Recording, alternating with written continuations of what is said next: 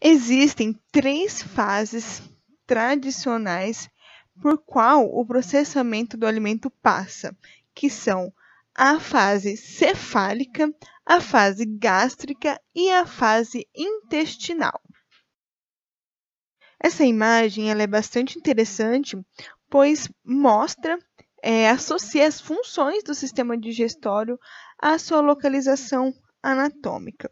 Então, na cavidade oral e no esôfago, nós temos a secreção de salina, como nós já vimos, temos a digestão de carboidratos na boca pela liberação de amilase, temos motilidade pela mastigação na boca e pela deglutição pelo esôfago, mas ali nós não temos absorção nenhuma. No estômago, nós temos a secreção de ácido clorídrico, que faz parte do suco gástrico estomacal. Temos a secreção de pepsinogênio e lipase gástrica, que são enzimas, de muco e bicarbonato, que protegem o nosso sistema gastrointestinal, nosso trato gastrointestinal. A secreção ainda de gastrina e de histamina, que fazem ali parte da proteção. Temos a digestão de proteínas e gorduras de modo mínimo, absorção de substâncias lipossolúveis, ou seja, que são solúveis em gordura, como álcool e ácido acetilsalicílico, e também a motilidade, ali no estômago se tem a motilidade, com a mistura peristáltica e propulsão. Então, eu continuo encaminhando o bolo alimentar. Agora, no intestino delgado, que fica ali no meiozinho do trato gastrointestinal, está mais enroladinho, eu tenho a secreção de enzimas digestórias, a secreção de muco, a secreção de hormônios, de proteínas, de mais enzimas e bicarbonato, chegam até o intestino delgado aquelas secreções como a bile da vesícula biliar, líquidos pancreáticos, chegam ali até o intestino delgado. Temos a digestão de polipeptídeos, que estão relacionados a proteínas, que são degradações das proteínas, carboidratos, gorduras e ácidos nucleicos, que são degradações de DNA. Lembram que no intestino delgado é onde ocorre a maior absorção? Então, temos ali a absorção de aminoácidos e peptídeos, que são degradações de proteínas, monossacarídeos, degradação de carboidrato, ácidos graxos, degradação de gordura, monocicliceróis, colesteróis, que também são relacionados à gordura, a lipídios, bases nitrogenadas, relacionadas ao DNA, e água, íons e minerais e vitaminas. Olha o tantão de coisa que é absorvido pelo intestino delgado. A hora que chega no intestino delgado, já está tudo mais degradadinho, então é mais fácil de absorver. E ainda continua a motilidade do bolo alimentar. Ali ocorre a mistura e propulsão, principalmente por segmentação, e alguma motilidade ali por peristaltismo. Enfim, chegamos no intestino delgado. No intestino delgado, nós temos a secreção de muco, não tem nenhuma digestão, tudo já foi digerido. Eu tenho alguma absorção de íons, minerais, vitaminas, águas e pequenas moléculas orgânicas produzidas pelas bactérias intestinais. Lembra das bactérias da microbiota que ficam naturalmente no nosso intestino?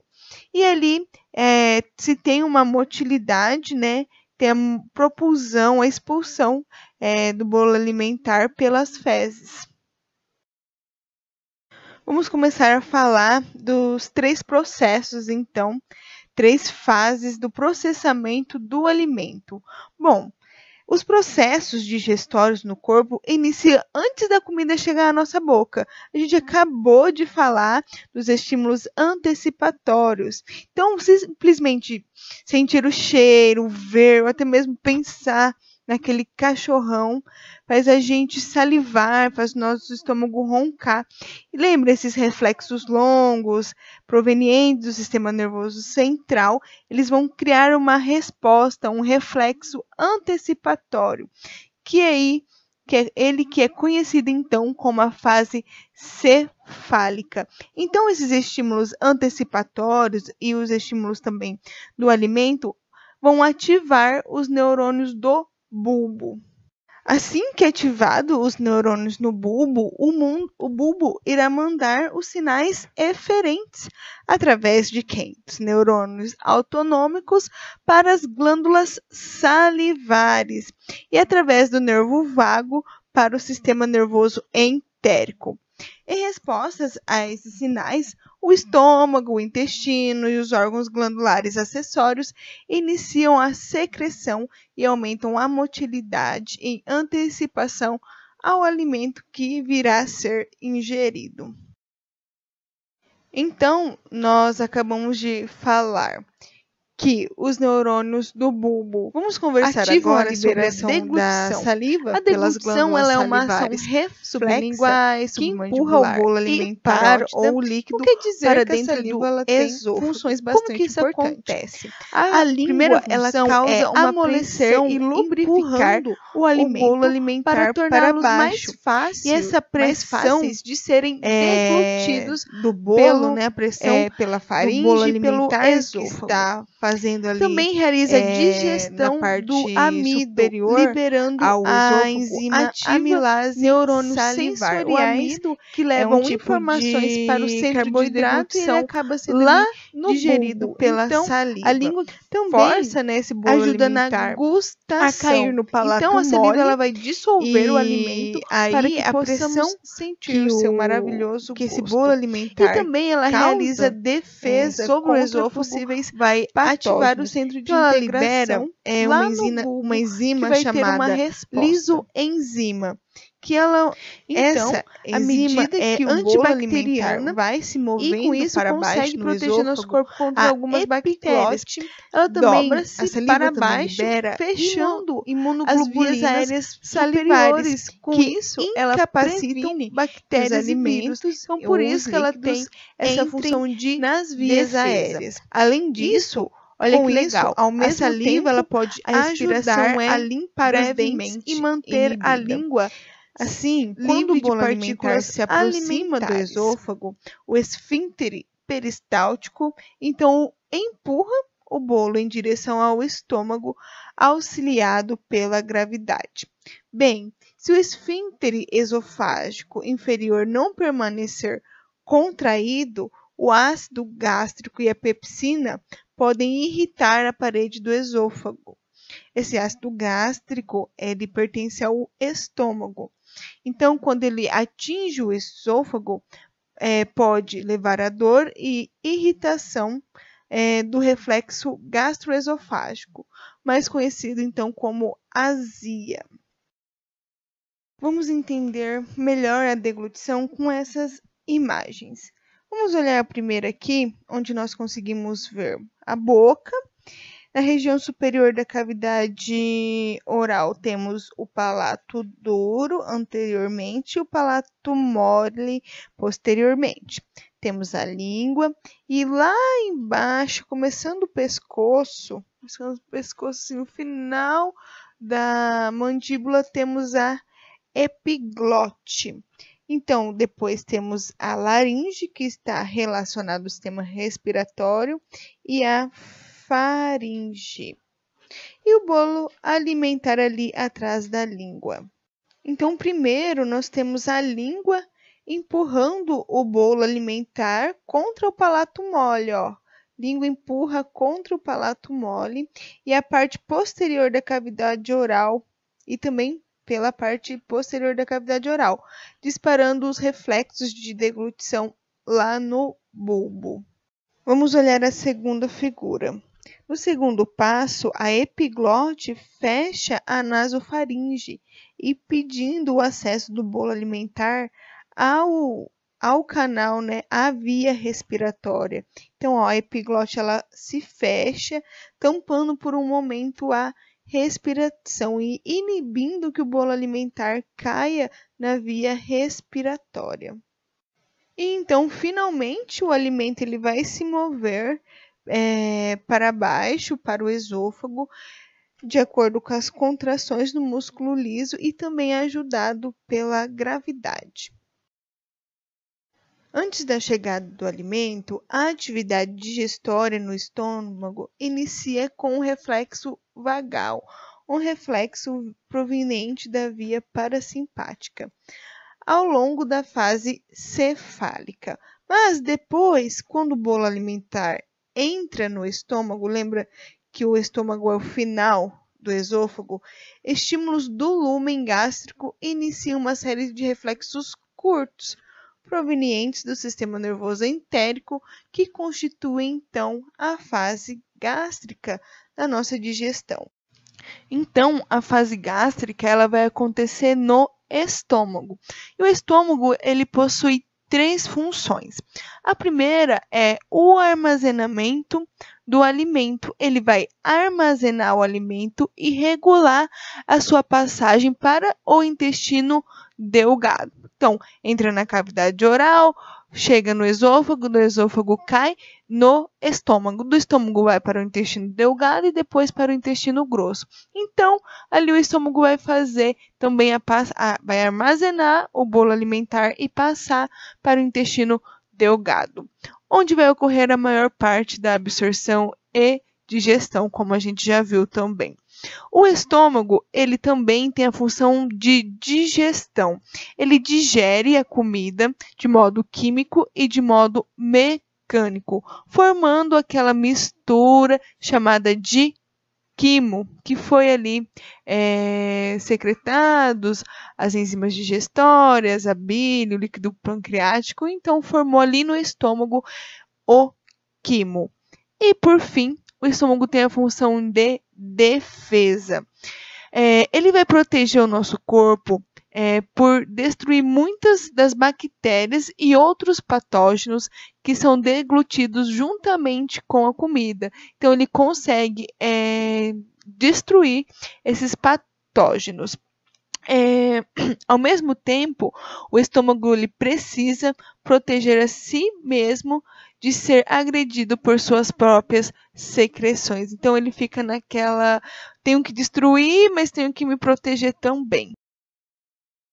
No estômago são secretados algumas substâncias que auxiliam na digestão do alimento. Entre as substâncias estão o muco, que vão servir como uma barreira de proteção para o nosso estômago, assim também como o bicarbonato, que ele ajuda a neutralizar a ação do ácido gástrico, protegendo o nosso estômago de algum dano que o ácido pudesse causar. O ácido gástrico presente no estômago, eles ativam a pepsina, que vão fazer degradação de proteínas e auxiliam na defesa contra bactérias. O fator intrínseco, ele vai ser secretado e ele vai se combinar com a vitamina B12 para permitir sua absorção. Ele permite a absorção da vitamina B12. A histamina também faz parte das substâncias que são secretadas no estômago e ela estimula a secreção de ácido gástrico. A pepsina, como eu disse, ela digere proteínas, a lipase digere gorduras, a somatostatina inibe a secreção do ácido gástrico. Então, a histamina estimula e a somatostatina inibe a secreção de ácido gástrico. E, por fim, a gastrina, que estimula também a secreção de ácido gástrico. Vamos olhar a imagem esquerda de baixo para cima. temos os capilares, né, sanguíneos, as células estomacais. Em cima das células estomacais eu tenho um pH 7, que é um pH neutro, porque as células liberam o bicarbonato para que isso aconteça. Temos uma camada de muco, que é a proteção contra o suco gástrico, que tem um pH muito ácido. Então, sob condições normais, a mucosa gástrica ela vai proteger a si mesma da autodigestão por ácido gástrico e enzimas com uma barreira de muco bicarbonato. Então, muco e bicarbonato vão proteger o estômago. As células da mucosa, na superfície luminal e no colo das glândulas gástricas, secretam ambas as substâncias. Então, o próprio estômago vai secretar isso para o proteger. O muco forma uma barreira física e o bicarbonato cria uma barreira tamponante química subjacente ao muco, ou seja, antes do muco. E tamponar quer dizer neutralizar o pH para proteger realmente as células do estômago. Agora, uma vez que o alimento, o quimo, né, formado ali no estômago, sai do estômago e chega no duodeno, chega no intestino delgado, inicia-se a fase intestinal. O quimo ele sai do estômago e chega no duodeno, que é a primeira parte ali do intestino delgado. E lá no estômago, o quimo ele sofreu pouca digestão. Então essa passagem do estômago para o intestino delgado, ela tem que ser controlada para não sobrecarregar o intestino. A motilidade no intestino delgado também é controlada. Lembra que a motilidade tinha que ser controlada?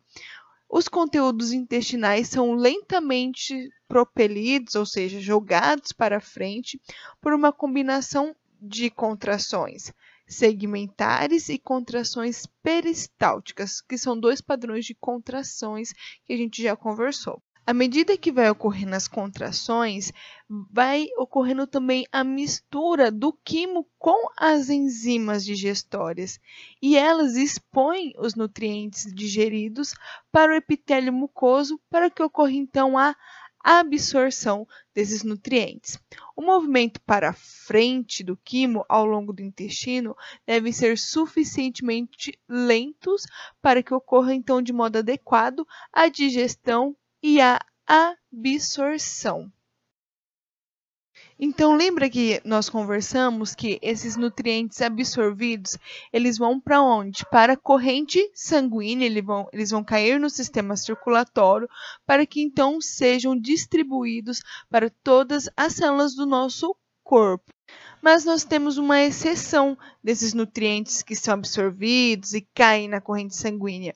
Os lipídios, as gorduras, elas não vão cair na corrente sanguínea, senão nós teríamos uma aterosclerose e entupiríamos os nossos vasos sanguíneos. As gorduras, elas vão ser digeridas e, a partir daí, elas vão cair no sistema linfático para serem, então, drenadas. Uma coisa bastante interessante é que os vasos sanguíneos que são provenientes do sistema digestório não vão direto para o coração, eles vão então para o fígado pelo sistema porta-hepático. O fígado ele é um órgão muito importante e ele tem a função de metabolizar as substâncias. Então, ele vai ali ver se aquela substância que foi absorvida pelo intestino delgado, se ela é uma substância que vai fazer bem para o nosso corpo ou se é uma substância que não tem funções. Então, olha só, os hepatócitos, que são as células do fígado, contêm uma variedade de enzimas. As mais conhecidas são as isoenzimas citocromo P450, que vão quebrar, que vão metabolizar fármacos e substâncias estranhas Assim, eles retiram essas substâncias da circulação sanguínea antes que elas alcancem a circulação sistêmica, antes que elas cheguem ao coração e daí se espalhem realmente para todo o corpo. E é por essa razão, então, que as substâncias absorvidas pelo intestino delgado caem na corrente sanguínea e vão para o fígado para serem metabolizadas e a partir daí cair na corrente sanguínea. A cada dia, o fígado, o pâncreas, o intestino, eles vão produzir mais de 3 litros de secreção. Lembra que a secreção é maior do que a ingestão? Cujos conteúdos são necessários para completar a digestão dos nutrientes que foram ingeridos. E entre essas secreções, que estão ali no intestino delgado, temos as enzimas digestórias, a bile, o bicarbonato, o muco e a solução isotônica de NaCl. As enzimas digestórias, elas vão ser produzidas tanto no intestino delgado como no pâncreas. E as vias de controle para a liberação das enzimas variam de sinais neurais, hormonais ou parácrinos. Já a bile, ela vai ser produzida no fígado e secretada pela vesícula biliar, que é essa parte amarelinha aqui na imagem anexa ao fígado. E a bile, ela é responsável justamente pela digestão das gorduras. O pâncreas, ele produz a secreção de bicarbonato e joga essa secreção para dentro do intestino, com a finalidade de neutralizar o quimo que veio lá do estômago e está altamente ácido. Temos a secreção de muco, que é feita pelas próprias células intestinais e ela vai ajudar, como eu disse, a proteger e também lubrificar o conteúdo intestinal. Por fim, temos a secreção de solução isotônica de NaCl, que vai se misturar com o muco para ajudar a lubrificar o conteúdo do intestino para que o bolo alimentar consiga se mover adequadamente também pelo trato gastrointestinal. Como eu disse a vocês, a maior parte da digestão e também da absorção irá ocorrer no intestino delgado. As secreções pancreáticas, hepáticas, de enzimas e também da bile é essencial para a função digestória normal. Bom, embora uma quantidade significativa de digestão mecânica ocorra tanto na boca quanto no estômago, a digestão química do alimento é limitada a uma pequena quantidade de quebra de amido e digestão incompleta de proteínas no estômago. Assim, quando o quimo entra no intestino delgado, a digestão de proteínas cessa quando a pepsina é inativada no pH intestinal alto. Lembra que tem o ácido gástrico, as enzimas pancreáticas e da borda em escova, então finalizam a digestão de peptídeo, carboidrato, gorduras e moléculas menores que podem ser absorvidas. Tudo isso quer dizer que a maior parte da digestão ocorre no intestino devido à grande quantidade de secreções que ajudam nessa digestão. Algumas enzimas são inativadas pelo suco gástrico, então a partir do momento que entra no intestino, são liberadas novas enzimas para finalizar essa digestão. Finalizada essa digestão, ocorre então a absorção dessas pequenas moléculas que foram geradas pela degradação. Então, vamos ver como que funciona a absorção de diferentes moléculas. Primeiro, temos a digestão de gordura, digestão e absorção de gordura, que é um pouquinho mais complicada por ser hidrofóbico. Bom, os sais biliares produzidos no fígado e secretados pela vesícula biliar são os responsáveis por ajudar nessa digestão da gordura. Eles vão recobrir as gotas de gorduras, criando a emulsão. Assim, a lipase e a colipase pancreáticas quebram as gorduras em monoacilgliceróis e ácidos graxos estocados em micelas. Os monocigliceróis e os ácidos graxos vão se mover para dentro das micelas e entram nas células por difusão. Então, essas micelas vão englobar as gotas de gorduras e facilitar a entrada por difusão dentro das células. O colesterol ele é transportado para as células de modo simples, ele consegue entrar pela membrana plasmática. Os lipídios absorvidos combinam-se com o colesterol e as proteínas nas células intestinais para formar os quilomicrons. Os quilomicrons são removidos pelo sistema linfático, lembrando que não cai na circulação sanguínea. Para ocorrer a absorção de carboidratos, estes têm que serem quebrados pela digestão em partículas menores, em moléculas menores, como maltose, sacarose e lactose. Tem que ser quebrados, então, em carboidratos simples para que consigamos absorver esses nutrientes. Assim como as proteínas que devem ser quebradas em peptídeos para também serem absorvidas pelo nosso organismo. O ferro, o cálcio, o sódio, potássio, cloro e a água, sobretudo a água, também são absorvidos pelo nosso intestino delgado.